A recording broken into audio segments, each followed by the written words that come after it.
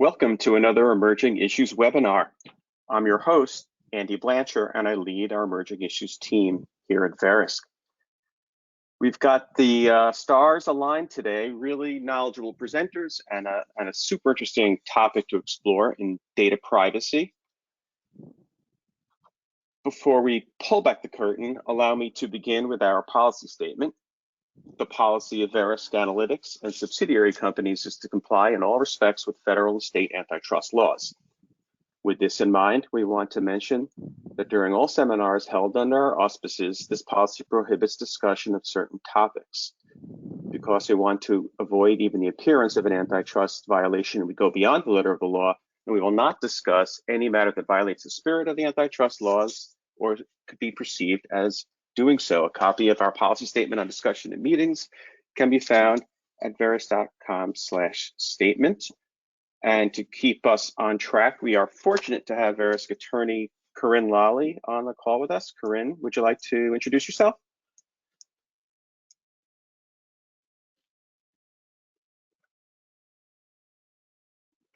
Yeah, sorry, I think I was muted. Yes, thank you, Andy. I just like to reinforce that we, along with participants, shall not discuss the corporate policies or intentions of any insurer or other entity within the P&C insurance industry.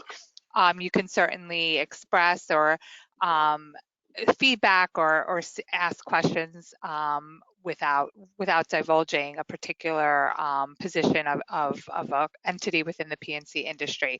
I will be listening in, monitoring discussion with respect to our policy statement, and I will jump in if we get off course. However, I hope, I expect that I'll be quiet. Thank you. Andy? Thanks, Corinne. Good to have you on the call. And before we jump into gear, just wanted to call out that we really wanted to hear from those tuning in, from you. So please do use that chat function and go to webinar and pose your questions. Only we here at Verisk can see what you post in the chat. But I will caution that we often receive more questions than we can answer during the live event. So we'll nonetheless get back to you afterwards if we can't get to you right now. Next point is, due to very popular demand, we are recording and intend to post this presentation on our website at core.verisk.com. Not too long ago, we only distributed slides, but now you get the full presentation. So just to be sure, also, we put the slides and the recorded presentation online after the event. That is our intent. So with that, let's jump right into our agenda before I make way for our experts. We start off with an introduction from Verisk's Chief Privacy Officer. And then we're going to get into legislation and regulation, some court cases in focus, and then taking a deeper dive into technology and data privacy. And then at the end, we will be getting into some of the Q&A. So next up, we are thrilled to have a special guest with us. Verisk's Chief Privacy Officer is here to introduce both herself and set the stage for today's webinar. Bringing expertise in privacy laws and regulations, a keen understanding of privacy concerns as respect company operations, and of course, privacy requirements from a digital and technological point of view, we welcome Samantha Vaughn. Sam, please take it away. Good morning, everyone, and I would like to say happy Data Privacy Week, the favorite week of the year for privacy professionals. Today, I would like to give you a little bit of an overview in celebration of that, and really tying together today's panel with the history of privacy principles, a little bit of the history of technology developments, especially AI, how they all come together in the context of human rights, and how that really leads us to where we are today at the juxtaposition of all those things, and for which you will hear more about each from our experts throughout today's call. For me personally, I came to privacy in sort of an odd way. I had an interest in human rights and actually applied to law school to study human rights law. privacy is really viewed, especially in Europe, as a fundamental human right. And I did work in Belfast at a law firm, particularly in working with non-governmental organizations on publications about the ways that the judicial system in Northern Ireland sort of put a damper on some privacy rights and right to silence under a unique legislative and judicial framework that they had kind of rolled out in connection with the Troubles and under something called the Prevention of Terrorism Act. And that involved really analyzing those activities in line with human rights instruments and then advocating for changes in best privacy practices. After graduating law school, however, I figured out that human rights work was really not going to pay my loans. So about 25 years ago, I started my professional career in privacy, oddly starting at Prudential with life and health products. So how did we go right to insurance and into privacy? Well, in the late 1990s, you may remember that's when HIPAA came about, Gramm-Leach-Bliley. You already had state banking and insurance statutes and regulations focused on privacy. We talk about genetics now like it's something new, but in the late 90s, you had the state GINA laws, the Genetic Information Non-Discrimination Acts, coming into play.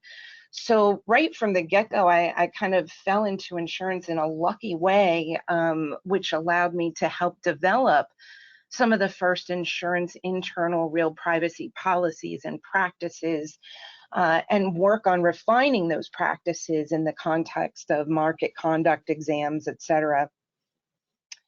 We also think about AI and algorithmic AI and risk and non-discrimination as being new concepts, but about 20 years ago, I moved into the P&C industry, and a little bit in life and health, but certainly in P&C, carriers were already working on predictive modeling, particularly for underwriting, analyzing variables, looking at input and output, how they should be weighted, whether there was unfair bias detection in their output. And as many of you may be familiar with, and insurers are on the front end of this, but avoiding disparate impact in outcomes and particularly redlining.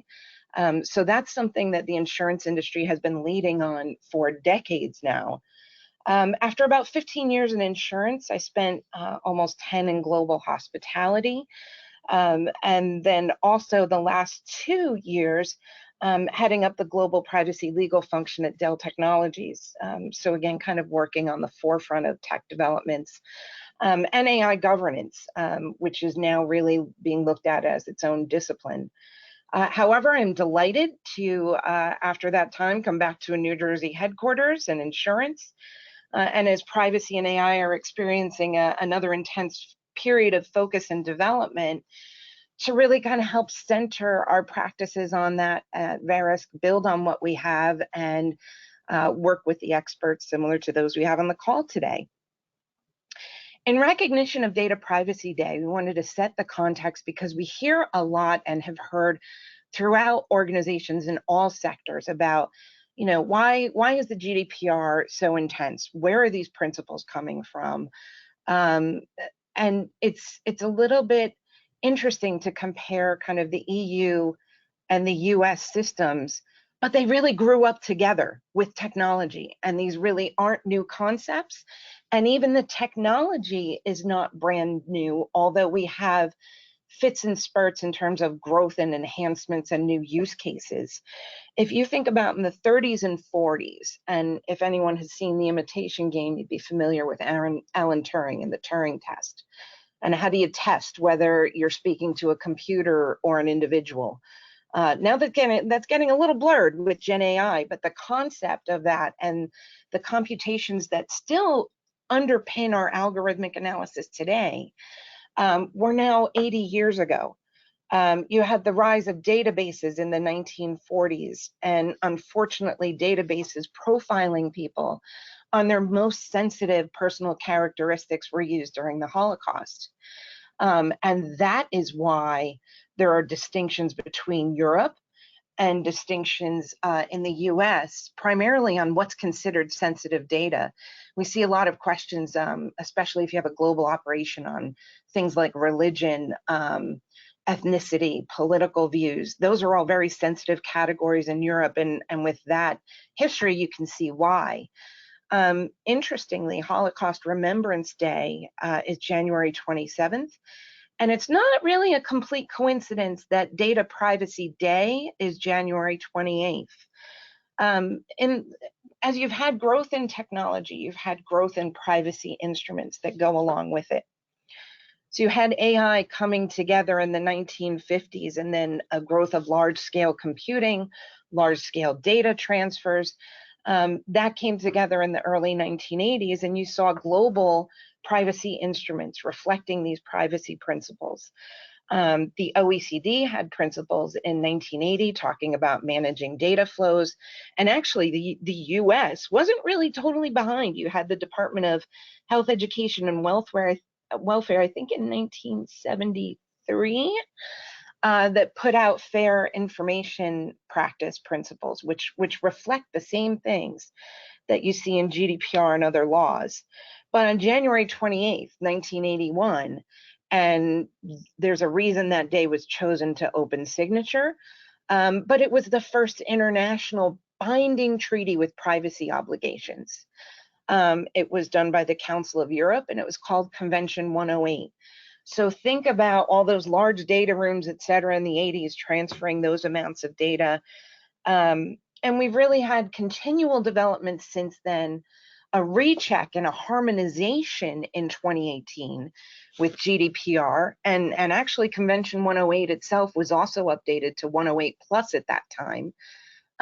There, Europe really wanted to standardize what was going on with privacy laws in member states, standardize what was going on with global data flows, and Convention 108 reflected that as well. And that's where you see things like biometrics and other types of data starting to be listed as sensitive. So now where are we just 5 years later?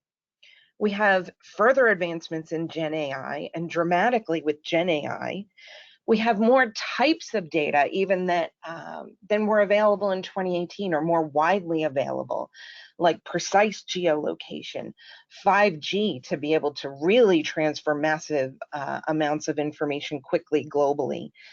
And you, again, have legislators and others responding. So globally, you have the AI Act, you have global privacy laws enhancing, and are also, it's really no accident that Europe leads the way, and then other countries and even states kind of level that playing field. And the reason is they want to be able to continue to transfer data freely across borders. So you see that federally being led by the White House and their initiatives. You see states leading privacy laws. And of course, insurers, and we should be very, very proud to work in this industry, are still leading the way on this. You see Colorado regulations particularly on AI. New York has a draft circular out. The NAIC has a model for AI development.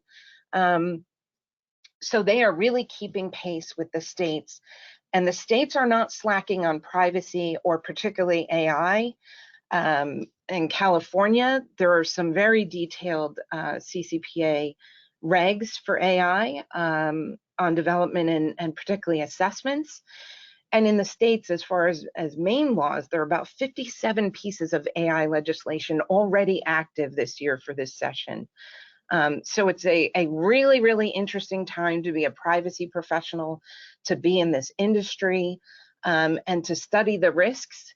It's a great time to kind of geek out on the technology, apply it to risk, and see how all of that is being threaded through. So to kick that off, today you're going to hear more on the laws and technology developments from our various experts. And I'd like to start off by turning it over to Susanna Parker to tell you about our emerging legal trends. Thanks, everyone. Thank you, Samantha. Good morning, everyone, and welcome. My name is Susanna Parker, and I am Senior Counsel and Assistant Vice President of Government Relations, and I'm also a Certified Information Privacy Professional for the United States. And I'm going to give you an update on legislative and regulatory trends. So let's jump right into those legislative trends.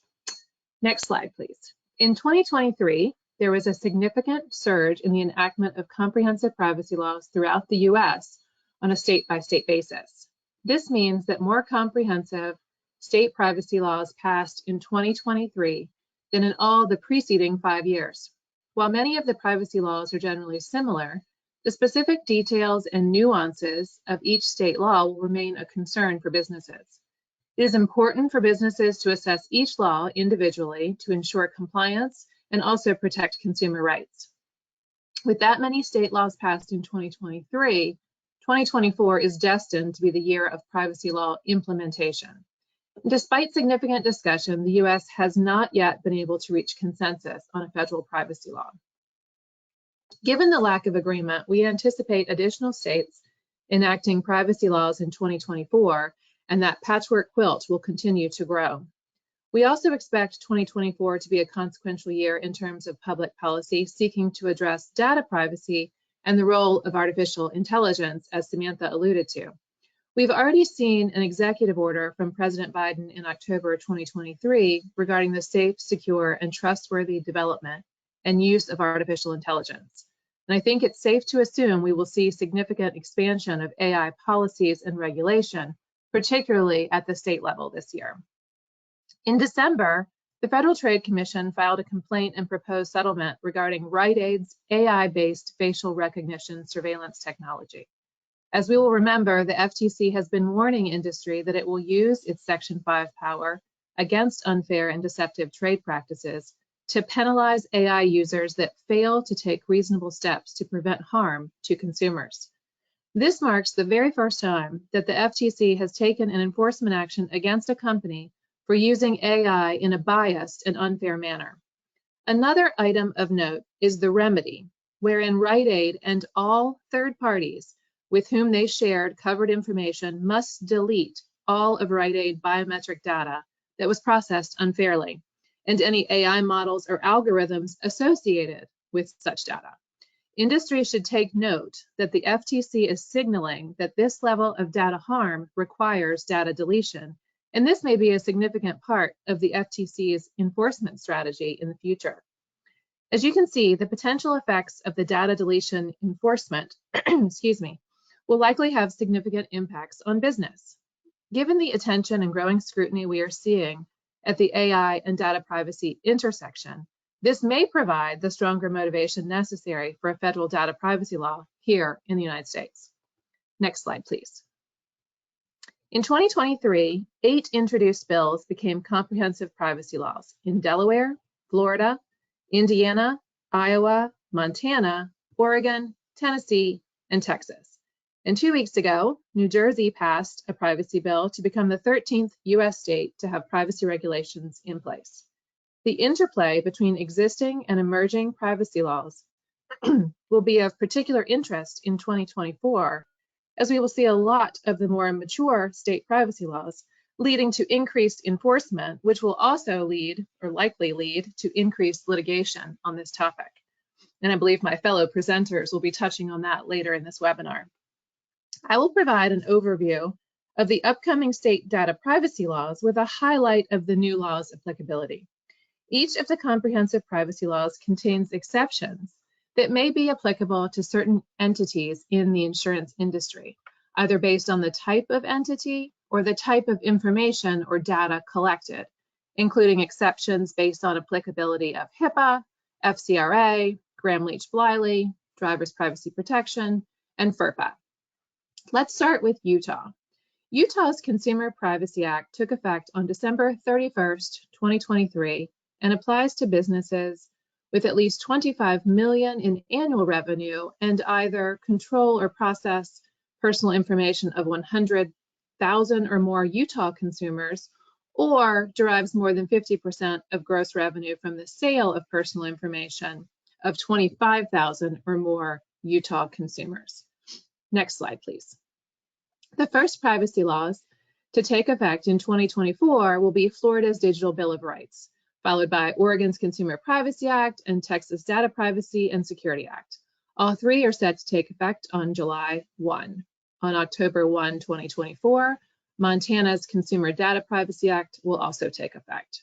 So Let's go through a few highlights of each upcoming law. The Florida Digital Bill of Rights is narrower than the other comprehensive privacy laws we are discussing, but I do think it's important to highlight here. The Florida's Digital Bill of Rights is loosely modeled on a privacy bill recently passed in Texas and California's Consumer Privacy Act. But the Florida Bill of Rights contains numerous exceptions, and its limited applicability threshold means that most businesses are exempt from a majority of its scope. The Bill of Rights only applies to businesses with more than $1 billion in revenue and includes opt-out provisions regarding voice or facial recognition features. The Bill of Rights also prohibits online platforms from processing children's personal information if collection would pose substantial harm or risk to their privacy. Next slide, please. Oregon became the 12th state to enact comprehensive privacy legislation with the signing of the Oregon Consumer Privacy Act. The OCPA follows the now common template used by such states as Colorado, Virginia, Utah, and Connecticut, although with some nuanced changes.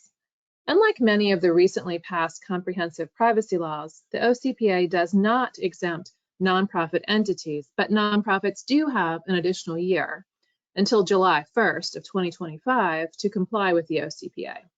The Act excludes de-identified data and publicly available data from its definition of personal data and exempts insurers.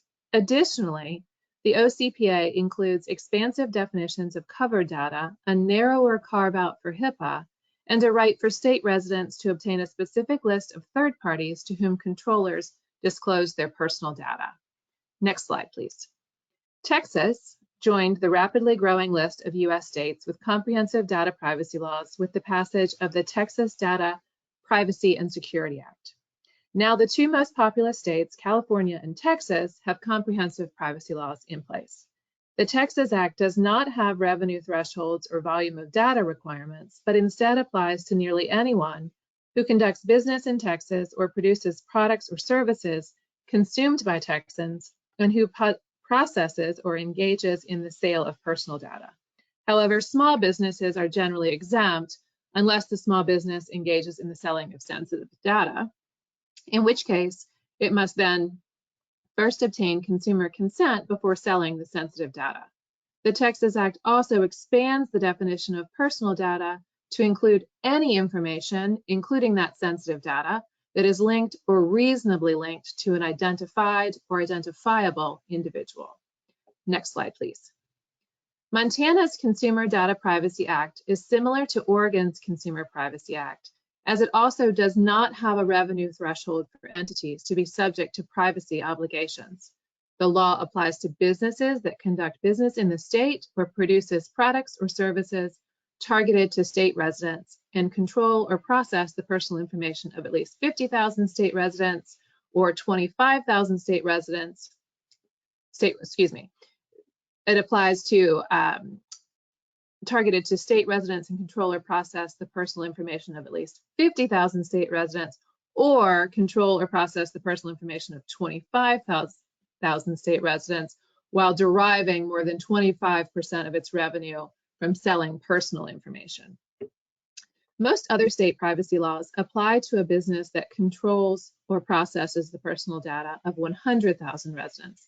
This lower threshold is likely attributed to Montana's smaller population. Notably, Delaware's law also has a low threshold at 35,000. Now, like the Virginia, Connecticut, and Colorado laws, the Montana Privacy Act also prohibits businesses from collecting and processing sensitive data without obtaining the consumer's consent or the parent's consent if under the age of 13. The Montana Privacy Act provides additional safeguards for children between the ages of 13 and 16. Businesses are prohibited from selling the personal data of a consumer for the purposes of targeted advertising without consent when a controller has actual knowledge that the consumer is at least 13 years of age, but younger than 16. And remember, if the data is on a child under 13, compliance reverts to the Children's Online Privacy Protection Act. Now, only California and Connecticut have similar provisions concerning privacy protections for that subset of minors. In 2023, New York tried to pass more privacy laws than any other state, so New York is definitely one to watch in 2024. At this point, approximately 1 in 3 Americans is covered by a comprehensive state privacy law. Next slide, please. Let's turn now to the National Association of Insurance Commissioners, or NAIC. In February of 2023, the NAIC Privacy Protections Working Group released a draft of a new consumer privacy protections model, known as Model 674, for comment.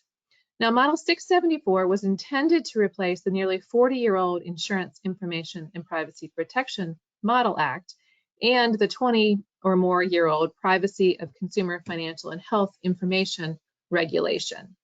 The published Model 674 exposure draft adopted an expansive scope, applying to both licensees and, for the first time, service providers, and incorporating a number of concepts, including restrictions on cross-border transfers of personal information.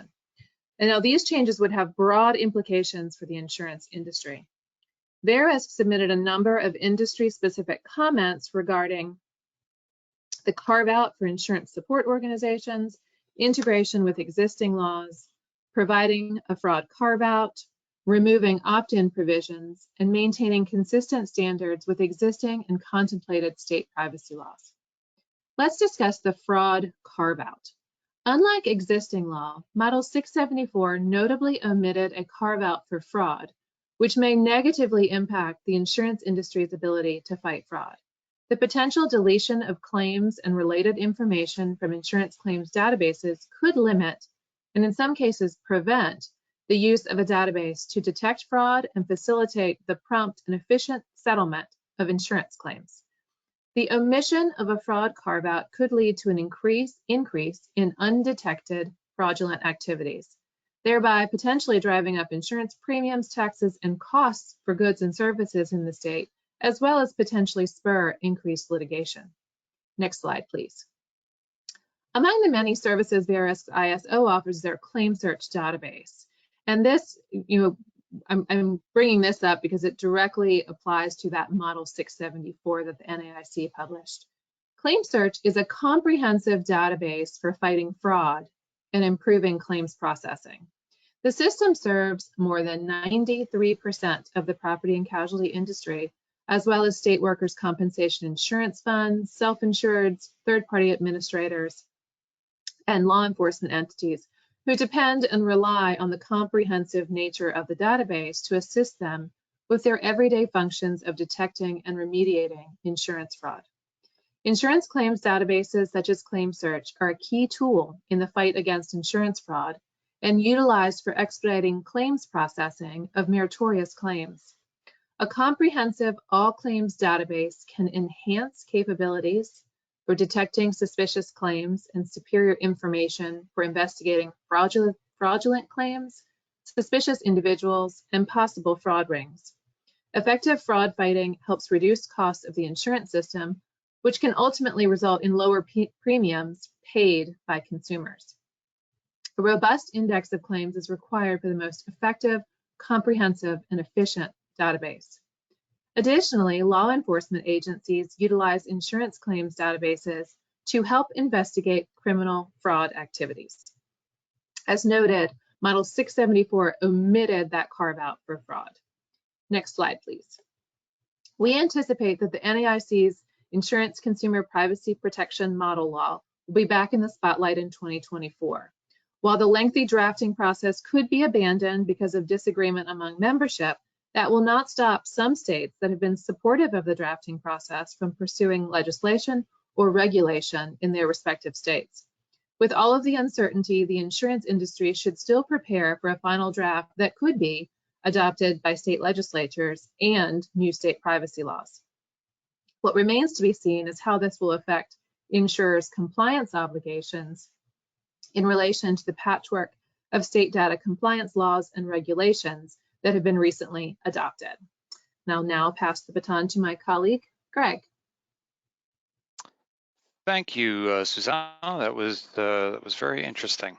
So we have just been discussing the current landscape of privacy laws, but for this next section, we're going to talk a bit about a decades-old law that is reportedly generating a significant amount of privacy litigation, and that is the 1980s era Video Privacy Protection Act. Now, those of us of a certain vintage may recall that in the 1980s, videos were something that you would have to physically rent or purchase, maybe in the form of a VHS tape. It's hard to believe, I know, but trust me, I lived through it. So why is this law reportedly being invoked now, many years after the demise of VHS? Well, it has to do with a more modern technology called pixel tracking.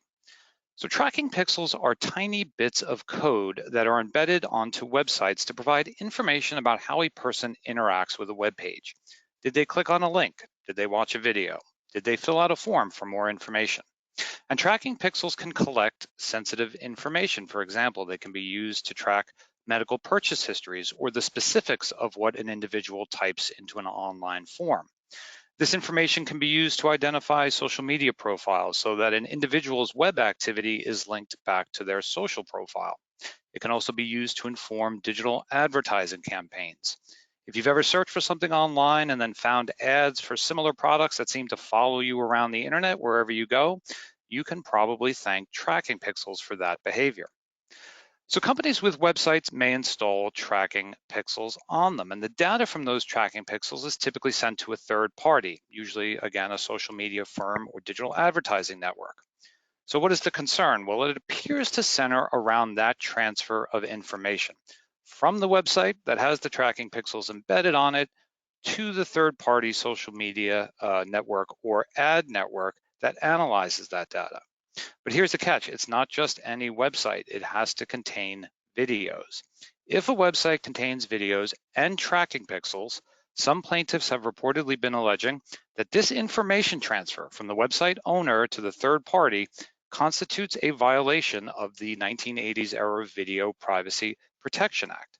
And as you can see from the slide here, litigation involving pixel tracking has really soared over the past 2 years. And it's included a range of companies, not simply the third parties that are collecting pixel tracking data, but also companies that may have used pixel tracking on their websites. That includes tax prep firms, grocery stores, fast food chains, and healthcare providers. And apart from the spike in litigation, the FTC, the Federal Trade Commission, has also taken enforcement actions against companies for their use of pixel tracking. For instance, in March of last year, they took action against 2 digital health platforms alleging that their use of pixel tracking constituted an inappropriate revelation of an individual's health information for the purposes of advertising. One firm was fined $1.5 million and the other was fined $7.5 million. And another potential source of privacy litigation stems from the release or theft of sensitive data in a cyber attack. And again, as you can see, and probably no surprise to anyone on the call, data breaches continue to increase. One report I saw recently said there was a 20% spike in data breaches in 2023 compared to 2022, and those numbers may well be conservative. Also increasing is the cost of data breaches. Over the past 3 years, there's been a reported 15% increase in the average cost of a data breach, which now stands at roughly $4.5 million. And as you can see from the slide here, 2023 wasn't just a banner year for data breaches, but also data breach class actions as well, also helping to magnify the cost of revealing or having sensitive information extracted from an organization. So now, as Samantha mentioned, in a lot of the data privacy technology story, everything that is old is new again. So we're going to end our webinar with a sort of a high-level look at some of the newer technologies and some of the data privacy concerns they may be generating. And up first, a new technology that seemingly everyone likes to talk about these days, generative AI. So there are 2 sides to the generative AI data privacy question. First, what data is going into these models, and second, what data may be taken out of them. So let's take that first part. Many major generative AI models have been trained on a vast quantity of data that has been scooped off the internet. And in the course of that scooping, there appears to be a substantial amount of private data in those training data sets. In one particularly shocking account, a woman reportedly found her private medical photos in a database used to train a popular generative AI model. And there are scores of reports and research documents demonstrating that there is other personally identifiable information in these training data sets as well, including emails, phone numbers, personal addresses, and so on. We talked about data breaches. If breached data ends up on the internet, it may be scooped up during the training of a generative AI model, as was reportedly the case with that individual who found their medical photos in a generative AI training data set. So that's one source of PII in generative AI models. The other is data that can be generated through interactions with a generative AI model. So for example, how you interact with a generative AI model can be recorded. Let's say you ask a chatbot for information on an illness that you may have been diagnosed with. If you're interacting with a model on your phone, it may collect location data. In fact, there appears to be a number of very thorny privacy questions related to generative AI. And just this month, the FTC issued a warning of sorts to AI firms that offer their models to third parties to be mindful of the various privacy risks inherent in the technology. And as Susanna sort of referenced before, in at least the fairly recent past, they have put enforcement action behind those words. In 2022, they took action against a weight loss firm for its use of training data that it allegedly acquired inappropriately. And that enforcement action included not just fines, but also the deletion of the model and the training data that went in to support it. So as I mentioned, that's what's going into a generative AI model. Now we're going to talk about what may be taken out of that model. And like seemingly so many of our digital systems today, generative AI models appear potentially vulnerable to a range of cyber attacks that enable attackers to access and steal data. And the possible theft includes not just the information the model was trained on, but also the model's parameters, which are important data points about how a model may arrive at its outputs. And there appears to be some interesting aspects to generative AI's possible vulnerabilities. First, according to researchers from the Turing Institute, the data that seems to be the most vulnerable to attack and theft is data which is most likely to contain PII. And the other finding from the Turing Institute concerns fine-tuning. So fine-tuning is a process of training a generative AI model on a smaller data set. So if you have a business and you want to take a large general purpose generative AI model and train it on your own data to help hone it for a specific industry use case, that's an example of fine-tuning. So the Turing researchers found that in addition to PII, the data that appears to be among the most vulnerable to theft or exposure is data that has been used to fine-tune a generative AI model. In other words, the most sensitive company data that may be used to fit a generative AI model may also be among the most vulnerable. So what you can see here is just a very generalized taxonomy of 4 different types of attacks that can be launched against a generative AI model. And this scheme assumes that the public, which includes hackers in this case, is able to interact with the model, maybe through a chatbot on a public website or an image generator. But there are also versions of these attacks that can be executed by insiders or people who may have penetrated a company's systems and then attack a generative AI model from the inside. So generative AI may be one source of data privacy concerns. Another may come from a novel form of computing device called a brain-computer interface.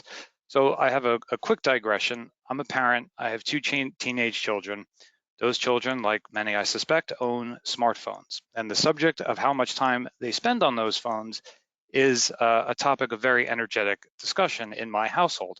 And it's not just my kids. I'll admit that after a long day of worrying about emerging risks, I sometimes sit on my couch, open up my phone, and I could not tell you where the last 45 minutes to an hour has gone. How did that happen? How did our attention spans get captured so thoroughly? Well, in part, it's from very crude signals. That pixel tracking data that I mentioned, did I watch a video? Did I give it a thumbs up? Did I scroll for something? Did I buy the thing I was searching for? Those all turned out to be very powerful signals to influence our behavior. But what if companies had access to even more intimate data about our personalities, our actual likes and dislikes, and our emotional states? Where could such data come from? Well, it wouldn't come from a phone, at least not yet, but from a device called a brain-computer interface. And in recent years, there have been major breakthroughs at interpreting brain signals using brain-computer interfaces, or BCIs. As you can see here, there are several types. Some require surgical implantation. Others are non-invasive but require sophisticated equipment like an fMRI machine to read and analyze that data. And still others are just headsets that can read electrical signals off of your brain and attempt to interpret them. And the results of these BCIs have been promising. Some surgical BCIs can help people move objects with robotic limbs using only their thoughts, or generate text and speech using just their thoughts. And this was the initial promise, that these devices could restore lost functionality in human patients. But that's not all they can do. BCIs have entered the consumer market. They're used for market research. There's even a term for it, neuromarketing, that's predicated on the ability to predict or even manipulate consumer behavior. You can use a BCI during video gaming. You can manipulate your gameplay through brain signals, or even potentially create a more responsive gaming environment based on your perceived emotional state. BCIs can be used in occupational settings to monitor employees for signs of fatigue. You may have seen the news just the other day about a tech firm that successfully implanted a chip in a person's brain with an aim towards enabling people to control computing devices with their thoughts. So there are some clear potential benefits for the technology, but there are concerns as well. So you'll recall my confessional a moment ago about phone use and attention spans. Again, we think about how effective algorithms are today at manipulating our behavior and our attention spans with what is relatively crude input data. How much more powerful could these algorithms be when the data they used is even more fine-tuned to our actual mental states? And another question is, what happens to this data? What are the rules governing the collection and use of neurodata outside of a medical context as BCIs grow more powerful? So for example, I mentioned marketing firms harvesting people's reactions. That's very intimate information. We were discussing several state privacy laws earlier today. There are, I believe, at least 2 or 3 bills that explicitly reference neuroprivacy, but it's still relatively new terrain. So it's not yet clear how or even whether the information that's potentially being collected by today's BCIs would be addressed in those existing privacy frameworks. So businesses may be accumulating neurodata, maybe a small number today, but possibly much larger in the future as this technology evolves. So now I'm going to turn things over to my colleague, Kevin Sullivan, another analyst on the emerging issues team. He's going to take us home with a discussion of genomic privacy and some privacy enhancing technologies. Kevin? Thanks, Greg, and good morning, everyone. As Greg noted, I'm going to take a few minutes now to walk us through genomic privacy and then some developments in privacy-enhancing technology. Next slide, please. Genomic data is another example of how new technology is enabling the creation of new data sets on individuals. Now, you may remember that just over 20 years ago, the sequencing of the human genome was something of a watershed moment in our understanding of biology. Fast forward to today, and you can, if you were so inclined, mail your spit out and have a private company trace your genetic lineage around the globe. Genomic data refers to an individual's DNA sequences, variants, and gene activity. What makes this data unique? Well, it's considered largely immutable. Your address and phone number could change, even your appearance can change, but your DNA is your DNA. It also can convey important health and personal information about a person and information about their relatives. It can be used for vaccine development and disease diagnoses and treatment, but it's not just strictly about healthcare. Genomic data can be used for agriculture, in the development of biofuels, for law enforcement, and for consumers who are curious about their ancestry or want to identify the potential for genetic diseases. According to the National Institute of Standards and Technology, or NIST, the footprint of this genomic data is wide and growing. As you can see, the National Institutes of Health reportedly has 3 million genomic data sets, and over 40 million consumers have reportedly used a DNA testing service. And thousands of public and private entities may touch genomic data. Next slide, please. Genomic data may play an increasingly central role in the treatment of disease, but there's a big challenge here, which an editorial in the journal Nature nicely distilled. And it's this: for genomics to truly revolutionize medicine, it needs to be combined with even more personal information, physical characteristics, medical histories, and other identifiable traits that can be linked to variants in the genome. But what's beneficial for researchers and others may put individuals at even greater risk of having ever more sensitive information about them exposed. Like other pieces of digital data, genomic data may be vulnerable to data breaches. You may have seen reports of a famous DNA testing service, that one sitting on all that spit, that was breached pretty recently. Access to genomic data may be used to extort people, and NIST flagged several other concerns around the release of this data. It could, for instance, lead to discrimination based on disease risk, reputational damage from revealing genetic information that may be tied to health, emotional stability, mental capacity, appearance, or even physical abilities. Even fragmentary genomic data could be used to identify an individual in a genomic dataset. Failing to adhere to consent agreements, furthermore, during data processing can lead to privacy concerns for organizations, particularly in having that consent follow genomic data as it's processed or analyzed by different parties. Next slide, please.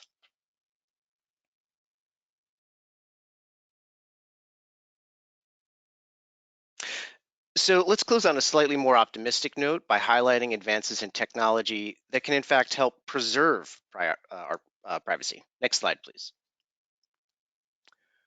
We can think of these broadly as technologies that do a better job at either locking up data, at distributing it so not all of it can be accessed at once, or by better masking the actual human behind the ones and zeros so that the information can't be tied back to them. And the promise is simple. We can get all the benefits of analyzing this data while better safeguarding against the pitfalls. In 2023, the White House published a national strategy for privacy-enhancing technology to help accelerate adoption. One of the goals of this strategy that's germane to our conversation today is the aim of clarifying the use of privacy-enhancing technologies within statutory and regulatory environments. As the strategy document notes, many privacy-enhancing technologies have come into existence after several privacy laws went on the books. So harmonizing how these technologies will coalesce with important legal definitions or exceptions appears to be a focus for the US federal government. Next slide, please. But as the White House strategy document and other resources make clear, these technologies aren't foolproof. We've indicated some high-level concerns here with some of them, but the moral of the story is that even with advances in the technology, there are already potential vulnerabilities. Next slide, please. So it's a very dynamic subject, and we've recently created a brand new topic page to help you track it all. We continue to build out our resources around data privacy, and you can visit our data privacy topic page to see our original research articles and a curated news feed for all the latest. And with that, I'm going to pass it back over to Andy. Kevin, thank you. And thank you for pulling up all these, moving these slides along, since I'm having a little trouble doing it myself. I did want to take some time to just call out our 2024 Emerging Issues Bracket Challenge. We are on the cusp of one of my favorite times of the year here. It's kind of fun, but it's an important way for us to take the pulse of the industry and see what industry professionals select as we sort of pit one emerging issue against another tournament style.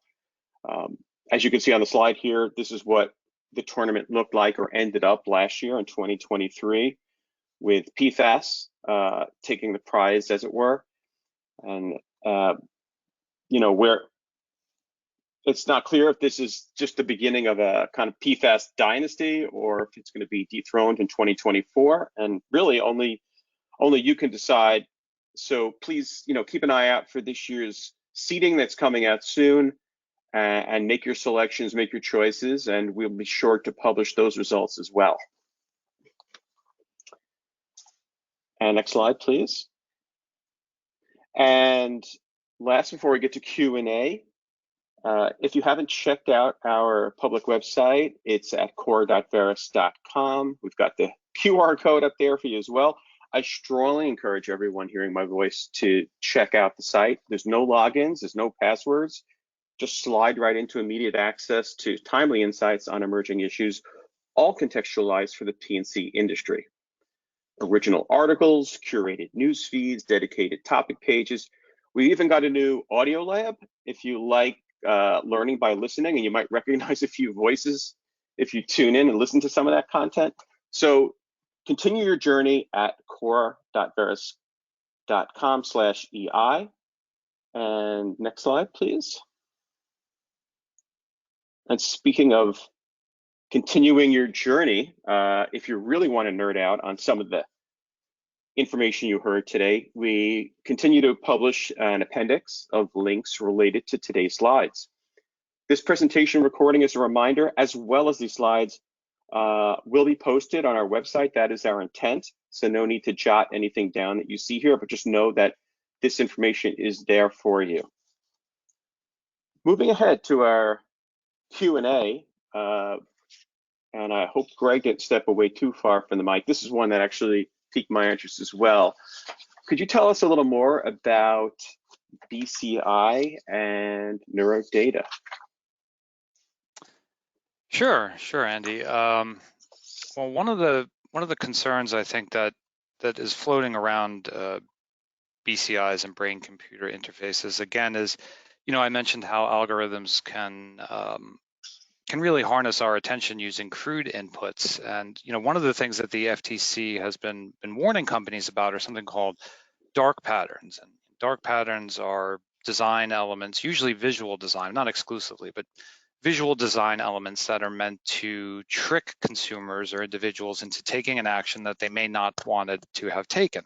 So for example, if you've ever popped open your smartphone and opened up an app and you get served an ad, and the ad has a tiny little X in the corner that's sort of the same color as the background of the advertisement. You go to click the X, but you actually wind up clicking into the ad, the thing you didn't want to do. That's an example of a dark pattern. And there have been several massive settlements against companies for their use of dark patterns and litigation around that issue as well. So one concern is that any interface that's mediated by a brain-computer interface could potentially use dark patterns that don't trick you visually, but perhaps emotionally as well. I mean, emotional manipulation is considered a form of dark pattern. And so access to neurodata could provide just a more potent form of dark pattern trickery, if you will. Thank you, Greg. Greg, I'm going to throw one more your way, if that's okay. Sure. You had mentioned, I think it was you, yes, that mentioned the term neuromarketing. Could maybe you speak a little more about what that looks like? Yeah, so we may be familiar with things like consumer panels and where customers get to give feedback on product development and basically marketers take the temperature of their consumer base. So neuromarketing basically tries to really get under the hood, if you will, of an individual's preferences to not only steer product development, but also to really get a sense of the things that move individuals, more broadly. So again, the concern here is it's very sensitive, potentially very sensitive and very potent information about how individuals feel about products. And right now, at least some privacy experts have warned that a lot of this data collection, even in the course of these consumer surveys that leverage BCIs, that leverage these headsets, is kind of being conducted without clear guardrails. So that's definitely one of the concerns that we see forming around neuromarketing. Thank you, Greg. Definitely a lot of concerns there. I did want to call out that we have that bracket challenge that's coming out that we just showed earlier, as well as recordings of today's presentation and the slides. We're going to be announcing both of those in our Emerging Issues newsletter. So If you haven't yet, I would also encourage everyone to sign up. And it hits your inbox every Monday morning, and it has lots of our new content and our news feeds and timely announcements about webinars such as the one we're having today. So with that, we're going to move to close out the webinar since we're coming up just on the hour. On behalf of Sam, Susanna, Greg, Kevin, and the rest of the Emerging Issues team, please keep us in your workflow, and thank you for sharing some of your day with us. Going forward, we've got more webinars, so please do stay tuned. As I said, sign up for the newsletter. You'll find out as soon as we announce them. Until then, I want to thank everyone on the line for their time and their participation. Be well, everyone, and enjoy the rest of your last day of January. Take care.